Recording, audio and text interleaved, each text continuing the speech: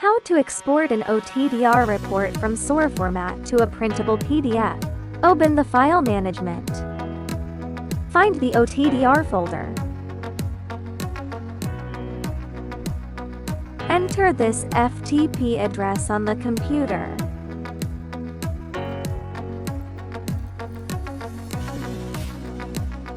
The files can be copied to your computer from this location for data analysis.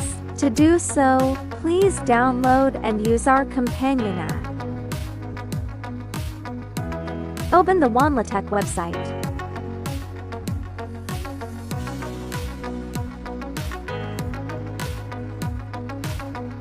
After decompressing the file, click to enter and select SOAR tool. Open OTDR toolend. Open the software provided on the official website, and import the SOAR file to view. Click Export PDF. Export as PDF format for printing.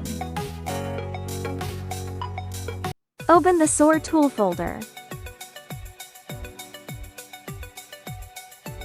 Open the PDF folder. You can see the PDF file that was just converted.